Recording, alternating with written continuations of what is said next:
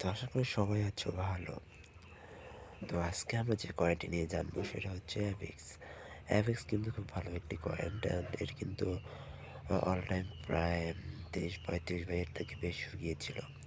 তো আমরা আছি ১ ঘন্টা ক্যান্ডেলস্টিক প্যাটার্নে, এবং এখান থেকে যদি আমরা দেখি তাহলে কিন্তু আমাদের যে গতকালকে কিন্তু মার্কেটটা একটা বড় একটা ক্র্যাশ করে নিচের দিকে নেমে গেছে, এবং এখান থেকে কিন্তু একটা বটম ক্রিয়েট করেছে।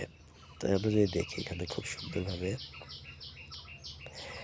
যে এখানটাতে আমাদের একটা বটম লাইন ক্রিয়েট করেছে, ঠিক আছে?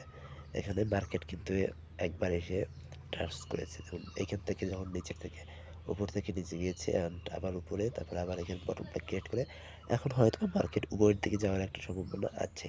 যেহেতু মার্কেটের আজকে ভোলাটিলিটি বেশি একটা ভালো না, তো এখান থেকে একটু নিচের দিকে যাওয়ার সম্ভাবনা আছে। এরপরে আস্তে আস্তে হয়তো বা উপরের দিকে যাবে। হ্যাঁ, এখানে কিন্তু আমাদের একটা খুব সুন্দরভাবে একটা বলতে পারছি, এখানে কিন্তু তাইলে যদি আমরা উপরের দিকে যাই তাহলে কিন্তু আমাদের এখানে ডাবল টপ ক্রিয়েট করবে, আর ডাবল টপ ক্রিয়েট করলে আমরা কিন্তু জানি যে মার্কেট উপরের দিকে ওঠার সম্ভাবনা সব থেকে বেশি ডাবল বটম ক্রিয়েট করলে, ঠিক আছে? বটম এর কিন্তু মার্কেটটা এখান থেকে এই পর্যন্ত আসতে পারে, ঠিক আছে? এবং মার্কেটটা কিন্তু এখান থেকে এই পর্যন্ত বা এখান থেকে এই পর্যন্ত প্রায় মিনিমাম 4 থেকে 5% পর্যন্ত আপ দিতে পারে। তো ধন্যবাদ।